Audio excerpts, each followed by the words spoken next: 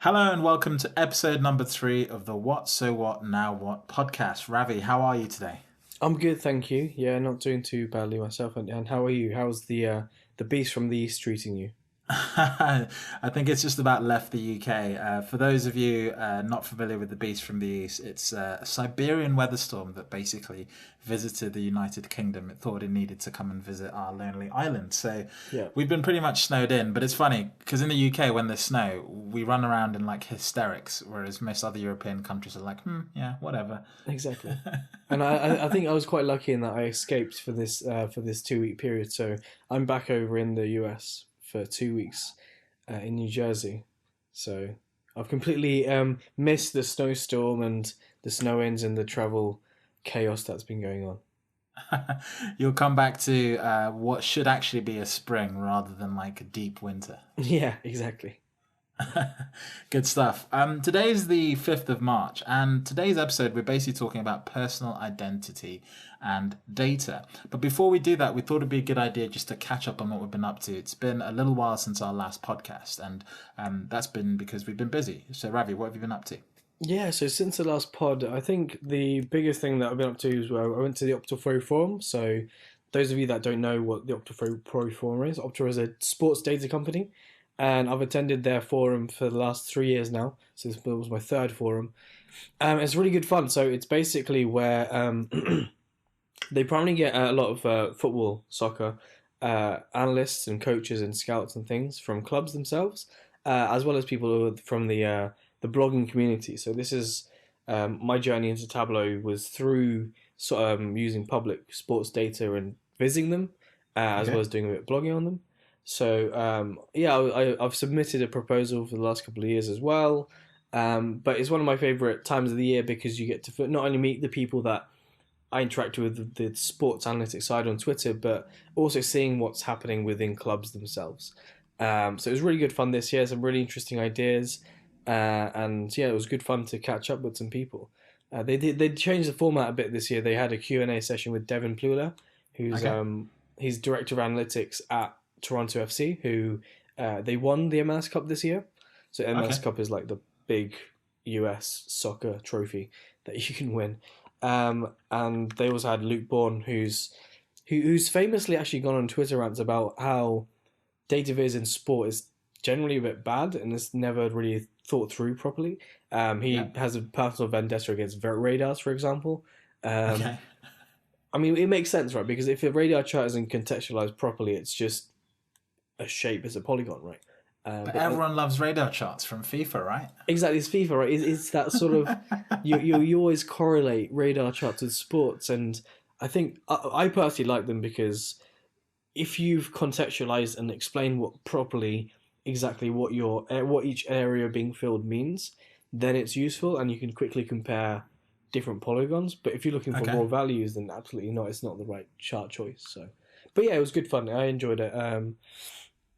Great Boom. chatting with people at clubs and things like this, and we're slowly seeing more advanced statistics in the European game. For example, expected goals on match of the day now is the go-to quick win for the analytics community. So it was good fun. Good stuff. So sports analytics all the way there. Yeah, That's absolutely. fascinating. I've personally been, I guess, being more bunkered down. I went to the Tableau Train the Trainer course Hmm. just over a week ago now. So I spent a week over at the Tableau London HQ and essentially spent some time with them learning how to be a better trainer. Specifically for Tableau, but I think much of what I learned was actually transferable across, pretty much all training, and actually speaks back to the episode where we talked about learning, and the ask I had for people who teach other people to kind of help them along rather than just offer solutions for them, and it was really interesting. There was about 10 of us there, from lots of different companies in Europe. In fact, I think I was the only English person in the class, which is quite rare. Normally, Train the Trainer is full of a lot of sort of London folk. So yeah, as it was really interesting to see the different cultures. One thing I never really had appreciation of is the way different cultures perceive and understand training. And it's really fascinating how that then sort of changes the learning experience for those people, and then how you as a trainer have to sort of not necessarily compensate, but actually work with some of those strengths and benefits to make it sort of meet your needs. So that was a really good experience. That was just over a week ago. And more recently, I've actually had a bit of time off. So I've been taking sort of sporadic time off. The Beast from the East ruined my staycation plans. So I was meant to go away for 4 days, and that didn't happen. So today I'm still off. And all I've been doing is plowing time into Zelda on the Nintendo Switch. So Amazing. Yeah, the Switch is definitely a piece of kit that I'm really tempted to get into, because it's just really nice to have something portable as well as a console that you can put on your TV. absolutely. I don't know what are your thoughts on it? It's sensational. This is not going to be a Zelda or Nintendo Switch podcast. It could very easily turn into that. So Yeah. that's all I'll say for now. It's a sensational console. I massively underestimated the flexibility. It has 3 modes essentially. You can either dock it to your TV and you play through your TV. You can. It has a kickstand, so you can just put the screen on a table, put the stand out so it stands on its own, and then you can use the controllers and almost play in like a shared experience. Or you can put the controllers into the Switch itself and hold it like a traditional Game Boy. That's probably what most people are familiar with.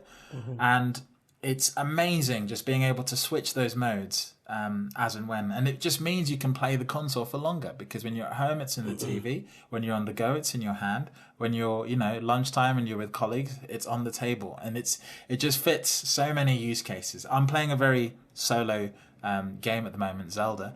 But I played Mario Kart and with a couple of people, and it's amazing. Like, I didn't think you could have that kind of engagement with people through a console in that way. So hats off to Nintendo. Especially a handheld console, right?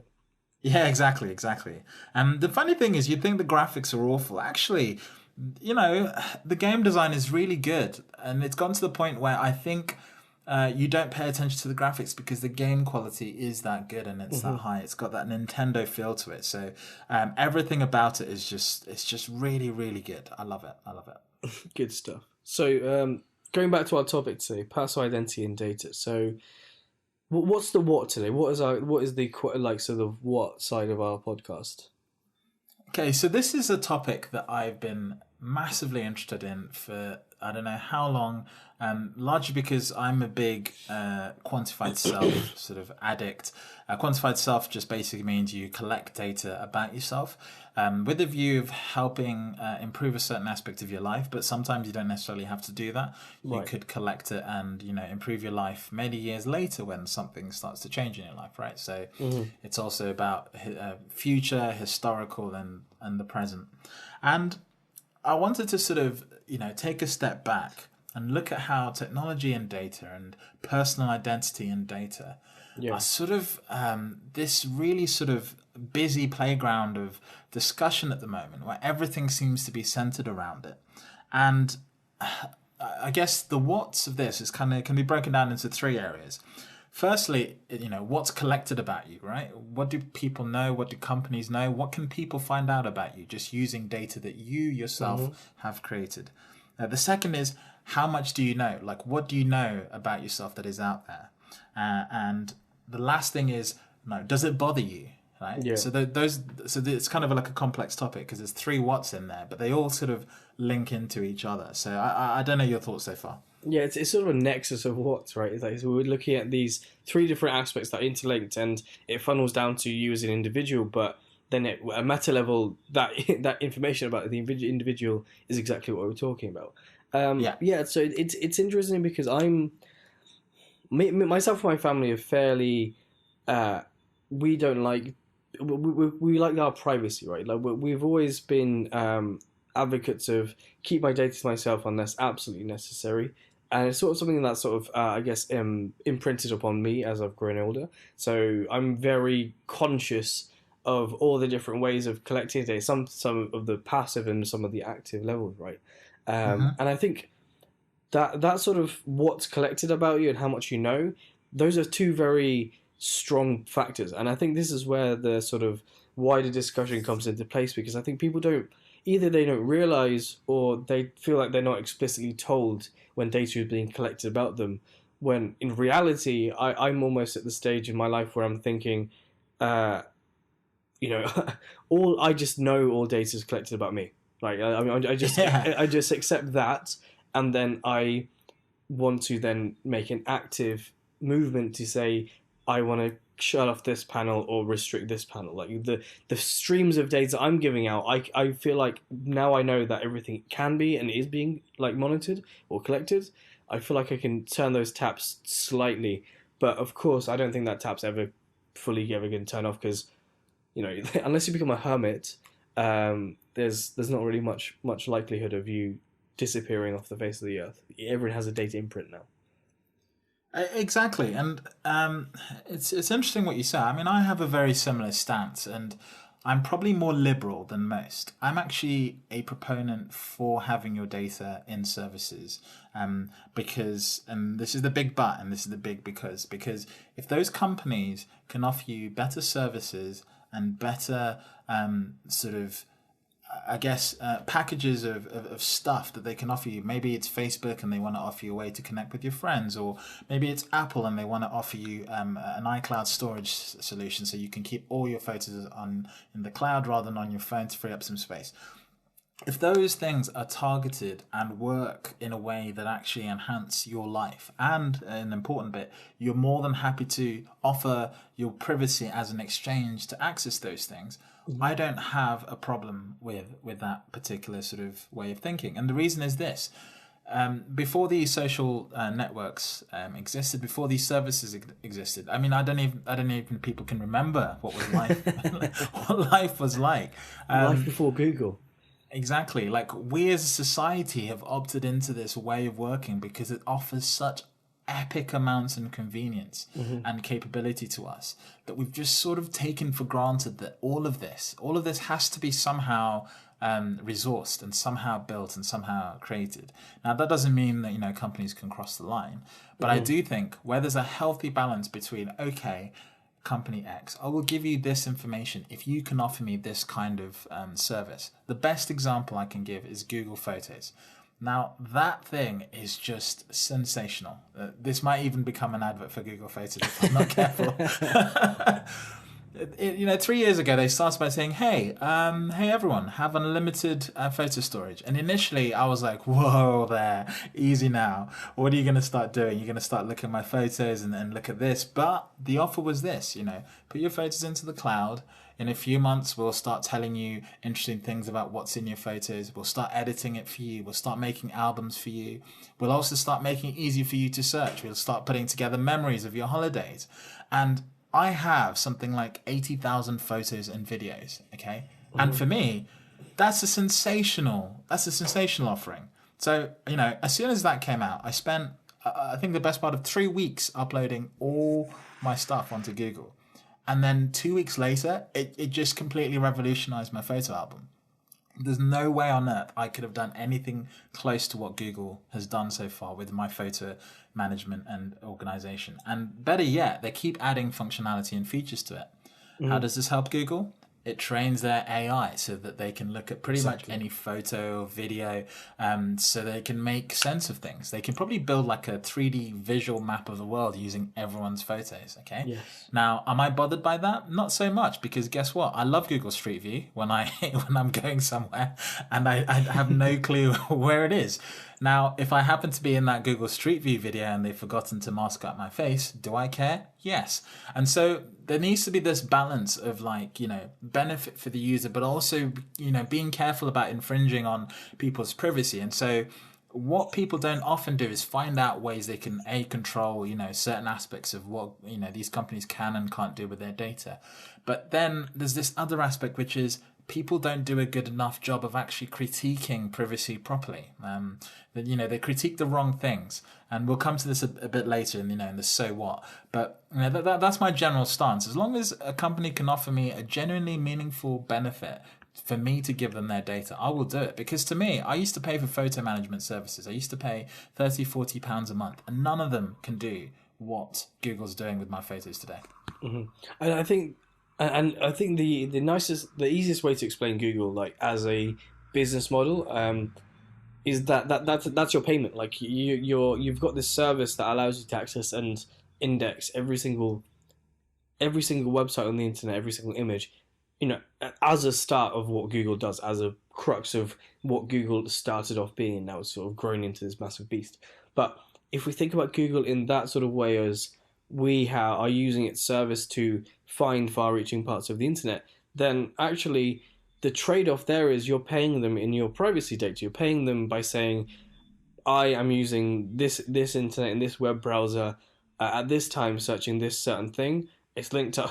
I'm signed in on my email account, so now you have an idea of who I am and what my emails are, and I'm building this profile that they can use to either be smarter about what search returns, or offer that as a service, saying like, okay, if to a company they said doing SEO, like who are looking for smarter search engine optimization, they can say, well, how about we help you target, the 20 to 28-year-old person looking for information about data visualization on a regular basis during his workday. That's who we'll target, and within the first page results, your website will appear. Like that's the trade-off that exists, and that is exactly it. This sort of thing. If you're aware of that transaction and it's okay, fine. Like that's okay. You're happy with that.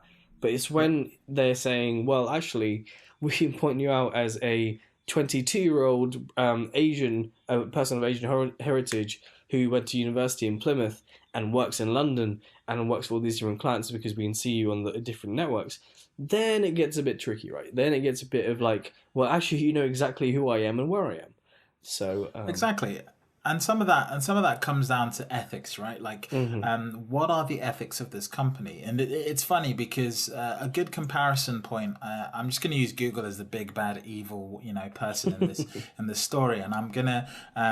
People would expect this of me, but I'm going to use Apple as as maybe a more ethical player here. We're all laughing because I'm a big Apple fan, so of course I'd pitch Google as the evil one and Apple as the bad one. But where I'm going with this is this. Apple sort of took this line of, privacy is so important to us, and it's so fundamental to the way we work that we're never going to infringe on your privacy. So much so that we're going to build AI. So instead of matching your photos in the cloud, we're going to match them on your actual phone. So nothing ever goes to the cloud, right? It sounds like a great story. And then they were like, oh yes, when you're typing messages and new words come up all the time, and wouldn't it be great if autocorrect to pick these up? I know, we'll invent something called differential privacy, where we'll basically create so much noise that our computers won't know that it's actually you talking to us. And then when we get the information back, it'll be great because we'll then be able to see all these words and then do all this stuff. And guess where that's going? Absolutely nowhere. Like on my phone, photos is awful. I mean, I'm a big Apple fan, but my God, the worst thing on my handset is the way it handles photos. It takes days to find 3 people in photos. It can't do face recognition to save its life. It has to do it overnight. It uses your battery if you don't leave it doing right. It doesn't synchronize faces between your Mac and your iPhone. So 2 devices will both be doing the same analysis at the same time, and none of them will talk to each other. It's like what's going on here? And this is the funniest thing. You take Google's approach where everything is done in the cloud, it means they can update it frequently, all the time, right? And I see the benefits of that. At scale, exactly. Apple, if there's a problem wrong with, say, oh, there's this character that, makes our iPhone crashes, they have to send out an update, an iOS update to fix an AI issue because they don't do anything in the cloud. And that to me is just I get the point about privacy, but there's a really good example where it just doesn't work. And so, I'm going back to this point about balance. There has to be a healthy balance between the two. And we're kind of getting into the so what's now. And I'm gonna use Facebook as a really bad example of, where a company really has crossed the line. Facebook used to be a platform where there were no photos. Do you remember those days? No. I mean, I got Facebook in 2009. So Man, I joined Facebook. I was the second, York, I think, was the second or the third university in the UK to get Facebook. did you have to? Did you I have? joined Facebook. Sorry, go on. Yeah. Did you have to like give your .ac.uk thing like in? Yes, Oh wow. yes. Okay. That's how old school I am, man. Wow. That's like I OG joined Facebook. Facebook with my university email.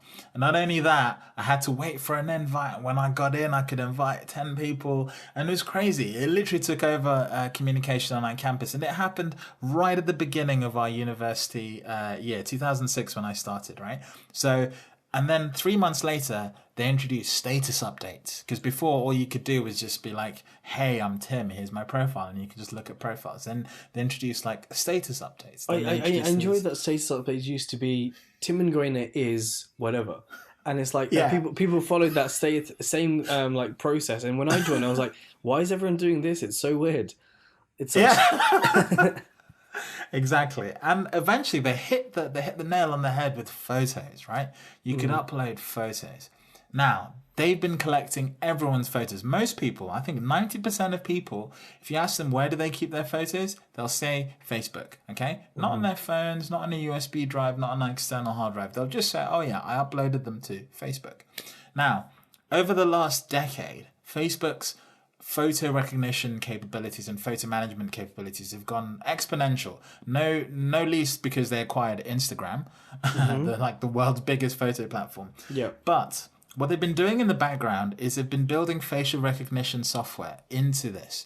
And the thing is that facial recognition software has the ability to go back in time and look at stuff you uploaded a decade ago, right? So something really scary happened to me, and I was really quite partly offended. But basically what Facebook did is it realized that I tagged certain people in my albums a lot, and it was using those tags, because we all spent time tagging people, right? As a way of training the facial recognition algorithm. And then I uploaded a photo of those people about, 5, 6, 7 years later, because I stopped using photos on Facebook. I uploaded a photo and it automatically said, hey, is this person? Is this person? Is this person? And I was like, I didn't ask it to do this. I didn't ask it to go through and look at these photos. And I was like, how does it know who these people are? So I had a little quick Google, and it turns out that in the back end, Facebook is not only doing this and offering you the capability, it's actually doing face recognition all the time anyway. So even if I don't tag you, or you don't explicitly give yourself the permission to be tagged, it's still tagging you anyway, and it's keeping that somewhere.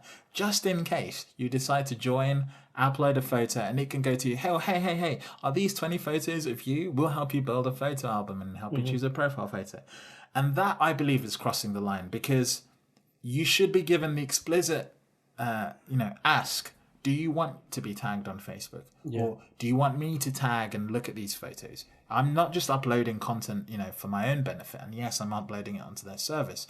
But just a simple ask would help that ethical sort of line be a little bit less fuzzy. Yeah, I agree. I mean, I've been on Facebook for a good chunk of years now. Like, I had it for a couple of years, and then I left it. And since then, it's taken a massive nosedive, right? Because there's so much going on in terms of how they use your data in your profile and how they optimize your feed. Like all these, you've read the news article how Facebook have used, your emotion. They've tried to see if they can alter your emotions by structuring your feed in such a way where to see if you're happy or sad. But in the terms and conditions, which no one obviously reads, it says that they're able to do this. Like, it's absolutely fine for them to run psychological experiments. Now, talking again about photos, I read a really interesting article about Tinder recently. So Tinder, the dating app. So if you connect your Instagram to your Tinder, what Tinder will do is it will analyze all of your pictures and then put you in touch with someone who has been to similar places as you. So if you've taken a picture in Times Square, it will find you someone and try to match you with someone who's also been to Times Square. Or like if you've been to Rome recently, they will see that, oh, this person was in Rome for the last 2 weeks. How about let's give them pictures of this. And it's fascinating, right? It's one of these things where you're like, this is really, really, really optimizing it, because Tinder started as you're here, someone's like 5 meters away, you're Swipe in left, the swipe right. swipe left, swipe right. Whereas now it's like, okay, let's be smart about this. Like, let's give you something to talk about off the bat, like where you don't have to read their profile or whatever. So it's And fascinating. I mean, and this is a massive side note, but there are loads of academic papers about analytics on Twitter and Tinder, and it is fascinating. Like, people have done analysis on when people's propensity to swipe based on their location, based on where they are at the time. If they're a hotel room, where they're more likely to swipe than if they're at their own home. And then also like men versus women. Like, women apparently swipe about 20% of the time, whereas men swipe like 60 to 80% of the time. Like, it's stuff like this, and it's amazing to read, because it's like, they must have so much data, just fueling the service, that they can say, right, how can we make this smarter, better, easier for our users?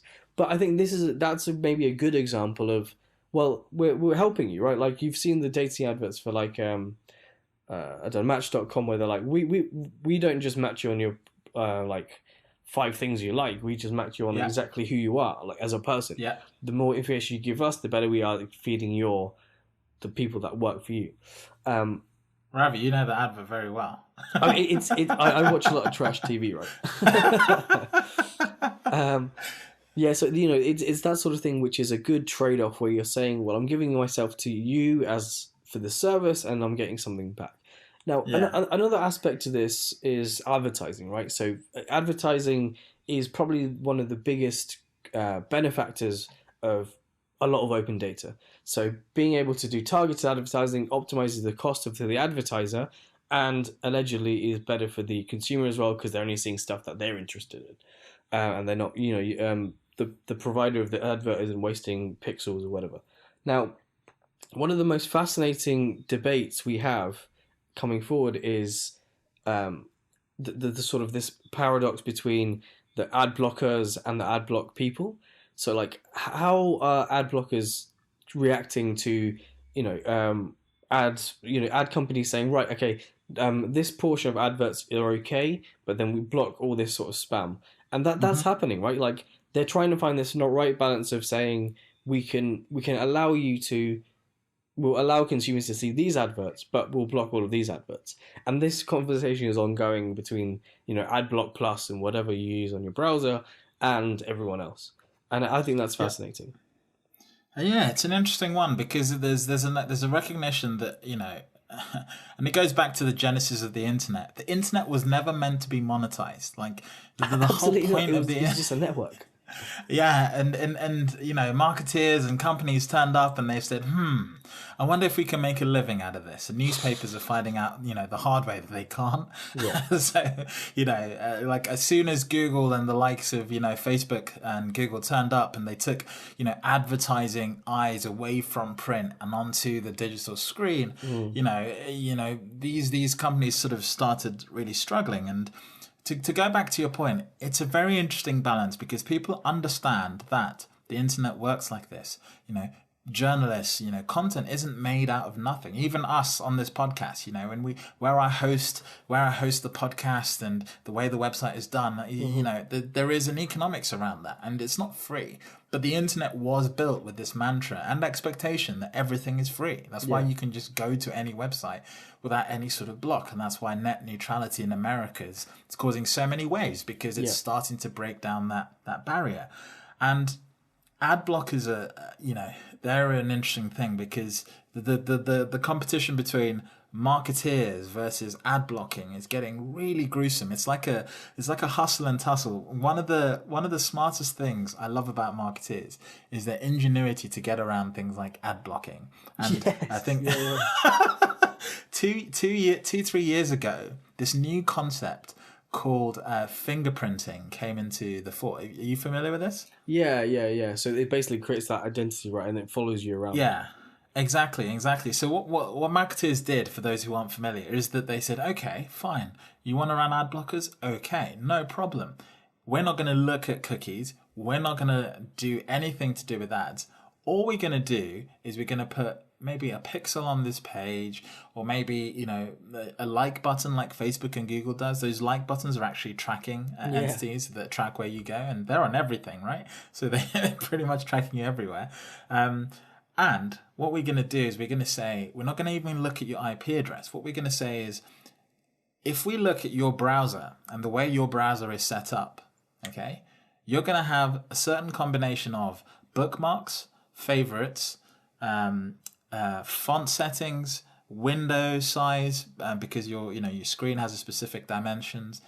Your IP might be localized within a certain geographic location. The 3 previous sites you might have visited might have been Facebook, The Verge, and Papley. So therefore, we reckon with a 1 in a million chance accuracy that this is you, Tim.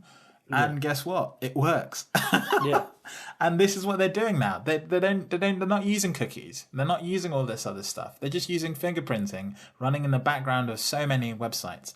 And a great resource for anyone who's curious of how brutal and well this mechanism works is I recommend an app for Google Chrome or any browser called Ghostery. Have you heard of this? Yeah, I use Ghostery.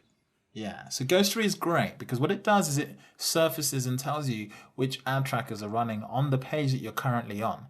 And you go to something like, I go to The Verge and I have ads enabled on The Verge because I love the website. They do great journalism, tech journalism, and I follow it. So I submit myself to the ads, and the ads are actually nice. They're not like awful. But my God, the list of trackers is ridiculous. Yeah. They have something like 47 trackers on that page. And it's phenomenal. They're coming, these are Google or Facebook, the big, Twitter, all that kind of stuff. But then you have ad agencies and, marketing agencies, and that all goes into this sort of big pool of information that they then use to say, okay, this is Tim, or this is Ravi. So I've just loaded up lifehacker.com, and there are 24 trackers on here. Like Amazon Associates, Facebook Connect, AdSense, Google Analytics, Google IMA, Publisher Tag, SafeRain, Moat, Nexus Sensors, Quantcast, Rubicon. Yeah, like 24 different trackers on this one site. This is the homepage as well. I've not even clicked on an article. And you're going there to hack your life. Exactly, and I'm like trying to figure out how to. And it's funny because Lifehacker really did, like, they told me about Mutor, the one. Sorry, not Mutor. MuBlock, the ad blocker I use. They told me about Ghostery. They told me about HTTPS Anywhere. Like, these sites, it's really ironic that these sites that tell you about all these things to get around are also doing the same thing. It's, So it's So a nice segue from there is, if you've got so much passive tracking, are Google and Facebook listening to me on my microphone? Like, is my microphone always turned on? Oh my word! This debate really angers me.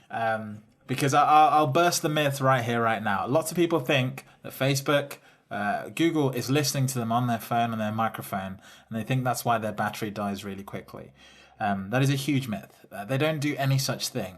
What they do is something even scarier, in my opinion, because you know what? If they listened to me and they got some information about me and then showed me adverts, I'd actually think, oh, that's plausible, that's nice, because I have an Amazon Alexa in my house and it's always listening, so that when I say, hey, Alexa, it's going to fire up, okay? But the thing is, these companies are doing something much, much more scary. And I had a debate with a friend of mine, and I said to them, like, you do realize that, even if you weren't on Facebook, they can still buy your data. They can still find out who you are, and they can probably find out why you're not on Facebook, and they probably target you with ads saying, come on Facebook.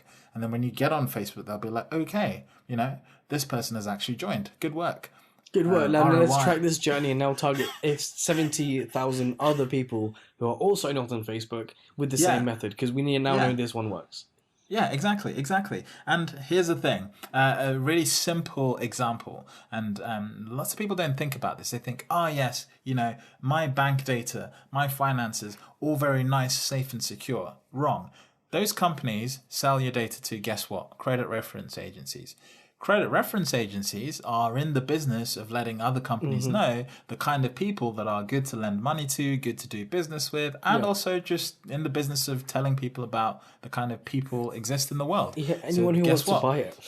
Yeah, they sell that data, and they make a good attempt to de-anonymize it, but that's fine, because if you're Facebook and Google and you've been tracking people for as long as you've been tracking them, you can pretty much de-anonymize anything given the right amount of data as a starting point. And the best analogy I can give is a puzzle, okay? If I give you a puzzle and it has... if I give you pieces from a puzzle, let's say there are 5 pieces. Now, 2 of those pieces are the top left and the top right corner, and 1 piece goes in the middle, right? You know this is a very small puzzle because by giving you the corners, I've already given you some perspective of like how big or small this puzzle is, right? Yeah. Now, if I give you 5 pieces and none of them go together and there are no corners, you have no clue how big this puzzle is because you don't have enough information in there. But imagine if you have enough bits of the puzzle, right? Because you've been on the internet and collecting data for so long, you can suddenly start even squinting and just guessing, this is a puzzle about X or this is a puzzle about Y. And without even looking at the whole picture, you can just go, Tim goes to this website. He's a 30-year-old male in this place. Okay, move on. Next. And actually, if you think about it, this is the mind logical process of Tim and Guena, and that's nothing compared to a supercomputer. Exactly. Yeah. 20,000 different scenarios in 10 minutes, right? Like you'd be like, exactly. Okay, is it this one? No, let's iterate through, and this is what machine learning actually means. Yeah, it just figure it out until it gets it right. Let me just sit there with my quantum computer and just like crunch a million records until I find you, and then I'll move on to the next person. I think credit agencies is my favorite example as well about the fact that everyone knows everything about you from your finance and spend data and who you are, where you're spending money, and like your income, whatever, right? Because finance companies, that's their role, right? That's their job to figure all that out. And if you then think about...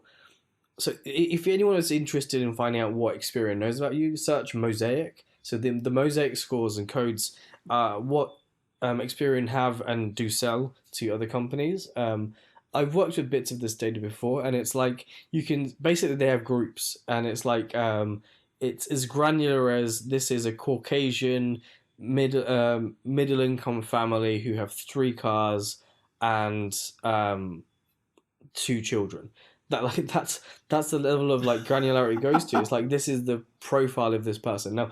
Now chuck in IP address data, chuck in anything you might know about them as a person, and you can probably say it's one of these families here. So this is who you are, and then you can just say, well, that's enough for me to go forward and be like, just spam them. It will stick with 1, not 2. So then you've got your person. So this is how it all works, right? It's super fascinating and scary at the same time. But I think this is where legislation at GDPR is going to come into play, because the sort of path from A to B with this sort of crunch to find out who the person is, that's going to have to be very, very restricted and controlled. So people are going to have these people called data controllers in their companies who have to be aware of every single transaction of data going on both internally and externally. And it's funny because the legislation is, when it came out, everyone was like, it's just European companies. But if you read it, it's like, well, actually, it's anyone that provides a service to a citizen of Europe, which is basically every global company ever. Yeah. It's like, is there someone in Europe using Apple? Yes. Okay, Apple are liable. Is there someone who uses Amazon? Yes. Amazon are liable. Like all of these big companies, they can't just move their headquarters and be like, we don't pay tax here. Like they will get stung by this, and it's something crazy like 5 or 10% of revenue, or 20 million euros, whichever's higher. So you're going to get hit. Like if you don't pay Apple about how you're presenting your personal identifiable data, you're going to get hit hard. And I mean, GDPR is interesting, but I have a bee in my bonnet about the EU. If you go to the EU website, it's got a big GDPR countdown: 80 days, 11 hours, and 1 minute 58 seconds. As I look at it now, before GDPR kicks in, right? And I've got to be brutally honest, these guys have no clue about data and privacy.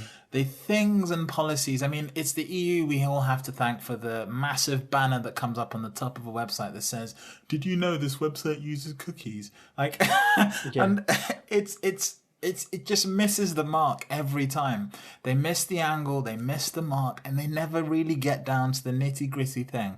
Like, nothing about GDPR is going to stop Facebook from doing background face recognition on my photos. All it's going to do is make it even less apparent to me as a customer that they do this.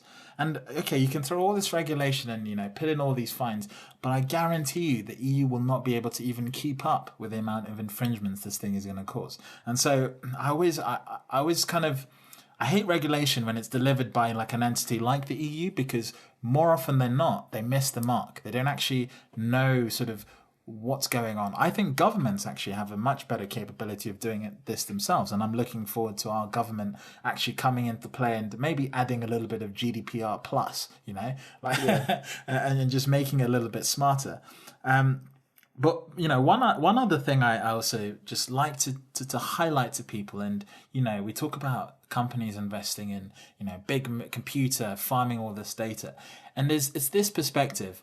People always think of themselves as an entity, as a one-time entity, right? So when I get something through my letterbox from Pizza Hut, the reason they're sending that to me is because they want me to buy a pizza today. No, that's not why they're sending you a pizza through the mailbox. The reason they're sending you a Pizza Hut flyer through the mailbox is because in your lifetime as an individual doing business to them, you're worth hundreds of pounds, maybe even thousands of pounds. Look at Amazon. Mm-hmm. The lifetime business that I offer them is well into the tens of thousands now. Okay? This is what companies are actually going for. They're actually spending all of this money just to get your lifetime business. And that's why some of these companies will spend maybe £200 to £300 per person on acquisition. Because if you nail that acquisition, and they have good retention capabilities, you're going to generate them thousands of income over decades. And this is what they're going for. Yeah, this reminds me of a chat I had with George Matthew. So George Matthew was the ex-president of Ultrix, and now he's working for Kesbury, which is a drone company. And I was talking to him I find it so weird that Ultrix promoted ads will put down on my timeline. Do you not see who I am? I've literally got Ultrix in my profile and I'm still getting it. He's like, okay, yeah, but it's just your profile. You're just a guy that works with data. I was like, yeah, okay. But he was like, well, how much would this cost? I was like, okay, it's going to cost, I don't know, $1,000. He was like, no, it cost me $5 to $10 a month to put that advert there. I was like, right. And he was like, well, now, if I convert one person from that advert and put them into the funnel of our sales team, and then we sell a license, bear in mind that Ultrix licenses are $3,000 a year, $3,000 to $5,000 a year over the span of 3 years. This, George is like, well, I'm not laughing, right? Because I'm spending such a little amount of time, and my return on investment is ridiculously high. So there's no reason for me not to. It's the same thing with Pizza Hut, right? And you put something through your door, and the return on investment of that, the cost of putting that through your door, and then say if you put it through 100 doors and 10 people buy a pizza, then done. You're sorted. You've got more business. You've got more income. And then exactly. And another thing I'll add here is loyalty cards. We've all got those stamped loyalty cards at a coffee shop or a pasta place we go to quite regularly. And you just want that, I'll get 10 and then I get one free. It's like, well, actually, you've spent, if it's £5 the pasta, you buy 10 as £50 and you're getting one free? Okay, you're basically saving, that much. It's not much at all. But you will go for that because you just see, I want that return on investment. Yeah, exactly. And the other thing here is, we're very deep into the so what's at this point. I forgot to mention that when we actually started this segment. Yeah. But the other thing is, when you're looking at data, is so we're talking a lot about it being collected, and some companies are very good. Take Google and take Facebook, for example. They'll let you download your data. And as a citizen, you think, how empowering this is. This is great that I can download my data. What I'll say to people is, have you ever tried doing that? Okay. Number one, most companies don't have a good mechanism that will actually allow you to do that, even though they claim that that's possible. A good example is Runkeeper. When I try and download my data off Runkeeper, it's the most unmaintained service that sometimes it works, sometimes it doesn't. And support will openly tell me, it's not working at the moment. Come back later, basically. All right, fine. I won't do that. I'll use their API. I'll get the data. Number two, download your data off Google Takeout, right? Mm-hmm. Google Takeout, very simple to use interface. The easiest interface I think I've come across for downloading the data that a company has about you in one file swoop. However, I don't recommend you try it because you're going to get back gigabytes that you will have no clue what to do with, okay? Number one, most of them are in formats that most humans don't understand, like JSON or XML or whatever. Like, like thanks Google, thanks for all this data, but I literally have no clue how to process it or even read it or even understand it for a matter of fact, unless it's like a geek tool built for geeks, but no one else basically. But the feature's there, so EU, thank you very much. We'll carry on dancing in the sunlight. And and then number three. You just have no idea the scale of what you're asking when you say download all my data. I did this. It took 7 days for Google to generate the download. The download had to be split up into 47 segments, each 2 terabytes big. Okay. I'm so thankful I have a computer that's capable to take all of those zip files, open them, and dump them somewhere. Yeah, exactly. Because you have no hope if you're an everyday consumer, just no hope. And this is the thing. The download feature, when you don't make it easy for people to understand what you actually hold for them, is not good enough. Companies need to be displaying this information in easy to digest ways. So being able, for example, to let you browse sections of your data just on the service itself, so that you can say, actually, I want to know what you have about me. And then you get a list. Okay, here's everything we have. Here are the timelines we have stuff for. Here's like a density diagram that shows you how much data we have about you during this period of time. It has location. And Google does this sometimes in the Google Maps app. You can go to the history tab and it shows you a history of everywhere you've been. It's kind of scary, but it's a bit like Moves. But that's a really good way of displaying to you, okay, look, we have a pretty good awareness of everywhere you've been, and this is the kind of level of detail that we have it at. And if you see that and you go, I don't like this, then the switch off location tracking should be right there at the bottom of the page, because you've seen it and you don't like it, so you want to switch it off. And that's the kind of, level of integration between privacy, but also surfacing this information to people that we really need, and doing it in a way that's digestible by everyday people. Maybe everyone's data literacy skills will go up, so JSON files and all these XML files will be, palatable to everyone. But I highly doubt that's going to be anytime soon. Yeah, I guess we've just stumbled into the now, right? The sort of the once people are more, I think the data literacy point is key here. Once people are more aware and understand exactly how their data is collected as well as used, and also that they can also use it, they can get benefits from it, then it becomes a bit more palatable. But I think making sense of it is key, right? Like making sense of the world you live in, as well as the parameters you have and the controls you can put in place to block your privacy. For example, I know people that are like, I'm going to pay £15-20 a year for a VPN service so that wherever I go, I'm not able to be tracked as this is Tim and Grano or this is Ravi Mystery. Me. I literally do that. Yeah, right. because the other thing, like when you join your internet service provider, when you're on public Wi-Fi, all of these things are planting something or getting something out of your device. And free Wi-Fi isn't free because they're getting that information out of you, right? Like they're I think I was working at a client once and we talked about you just use Wi-Fi hotspots because you can track someone's journey around just the actual shopping center. It was a shopping center client, and we were like, you can just have it ping the router, and you can see at this point this person's here, and this point this person here, and the transaction fee is their data. The service they're getting back is free Wi-Fi. So yeah. So the scary thing about free Wi-Fi, and this is why I always use a VPN whenever I'm connected to free Wi-Fi, is that marketing companies use that as a way of discovering your IP address. And then they store that information and train their marketing, their cookies and trackers to then track those IP addresses. So they don't acquire your IP address, your device IP address and MAC address from your home, because your ISP doesn't sell that data. Where they'd get that from is these free hotspots that you get, around. And, companies do sell that. That's why it's a free Wi-Fi. Someone has to pay for it. And they're paying for it by selling the MAC addresses and IP addresses that are coming from that specific router. And then that gets put into an algorithm. It then geolocates you, because guess what? If you keep walking past Starbucks, you don't know it, but your phone's pinging the Wi-Fi every single time you walk past.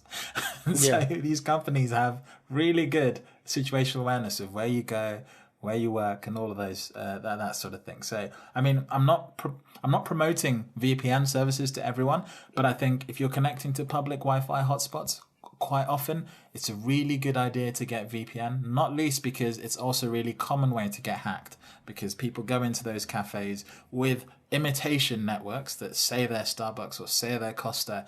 You log on thinking you're logging on to the real thing, but what they've done is basically injected themselves between you and the internet, and they're just watching you do everything you're doing. There's actual devices you can buy with Raspberry Pi, which are about 30 quid off Amazon of all the places, that will do this for you. It's crazy. Another thing I'd recommend people do is there's this challenge that was run. I forget the name. Let me just Google it a second. It's called the Privacy Paradox. And it's actually another podcast. I'll put it in the show notes. And what they did was they basically had a 3 or 4 episode sort of journey into privacy. And what I'll say about this, is this. I mean, they're quite sensational. It's an American podcast. It's called Note to Self. And they did this thing called the Privacy Paradox in partnership with another organization. But you can subscribe to it now. You send them your email. And what they'll do is they'll send you, over 5 days, they'll send you an email saying, today, try this, find out this about your privacy. Go to this setting on your phone and look at the options. Are any of these ticked? That means these apps have access to A, B, C, and D. And I remember listening to it, and I was quite chuffed with myself because I had a very good awareness of stuff that was going on. There's even a couple of things in there that were like really irked me. I was like, oh, I really didn't know that bit of information. So I highly suggest people check it out. It's going to be in the show notes, or you can just Google Privacy Paradox. It'll be the top hit. And listen to the 5 episodes in the podcast. I think it's a really informative and really interesting way of looking at the topic, because I don't think everyone has an issue with privacy. I think people just don't know when they're being taken to town. And just simply knowing what companies know about you sometimes will give people a peace of mind. But in other places, it will allow them to take more control by using either apps that look after their privacy better, or something as simple as VPN services, or even getting a phone that supports privacy in a much more stable way, both Android or iPhone. It doesn't have to be necessarily Apple. I think that's like a really useful step that you can take, because it's such a big topic, right? Yeah, absolutely. And it also, given that because we're more mobile, we think that we're giving away less data, because you're like, well, it's fine on my mobile phone, but in fact you're giving away more because you've got iAds and stuff on there as well, and it's just you have to be really aware of all of the different things you're giving away. I think once this, that literacy as well as the data literacy comes forward, and people are more aware and more diligent about what they're doing, then we sort of move forward and we get to the acceptance stage of this process. Exactly. And then the last thing I'd recommend to do before we start to close out the podcast is you try and collect your own data yourself. You have no real understanding or perspective unless you start downloading data yourself. Something as simple as going on to online banking, downloading your statements for the last maybe decade, and just put it into one Excel, chuck it into some visualization tool, and just see what kind of story someone could tell just looking at your bank statement. And that's the kind of picture your bank tells other people about you. That's where the credit reference ratings come from. Or something as simple as your running data. You start running from one place and you finish in one place. How often is that the start, the finish line, your home, right? You think about that before you share it out on these platforms. Again, it's a very simple thing. But if you go running enough, as Strava recently found out, you start revealing things like secret military bases that you're not supposed to reveal. Because people are running around these military bases with Strava on their phone, and they do this nice community thing. I say, hey, here's a map of where everyone runs in the world. Zoom into some place, and you're like, there's not supposed to be something here, but it looks like people are doing laps around something. They're doing laps or something. Imagine that. Imagine that. Where could this be? So just something as simple as, downloading your data will give you an awareness of, what you have. I have something on my blog called Tab TQS, and one of the best demos I do in 10 minutes is of Google. I download location data from Google, and I show people the columns that Google has. It has something like accuracy of your location, direction, speed, accuracy of speed, elevation, accuracy of elevation. they're doing really sometimes good work and also really, scary work to get even more precise about what they know about you. So by doing that, you'll see this information and I think you'll be better placed. Okay. Okay. It's good place to end the pod. Absolutely. And This is before a I end bumper that, double bill. it's a quite a long episode. We didn't stick to our time limit, but it's a good topic. Yeah. I'm absolutely failing today. At the very beginning of the podcast, I forgot to highlight that we have a website. We do. We have a website and a Twitter handle now. And a Twitter handle, and they're both the same thing. 3wattpod.com is the website, and 3wattpod is the Twitter handle. So you can now find our podcasts on there. You can also still find us on SoundCloud, iTunes, I believe Pocket Cast as well now. I'm a big Overcast user, so I listen on Overcast. We love your feedback. Some of you have been sending us emails. Some of you have been tweeting us directly, tagging us in tweets. We love that. We'd love to hear more feedback, both critical and positive. So please send it in, and we'll continue to sort of adapt and change the podcast as we go along. But that's been it. That's been episode 3. And Ravi, we'll probably be back in a couple of weeks, right? We will, yeah. And till then, take care, everyone, and I'll see you soon, Tim. Cool. Take it easy.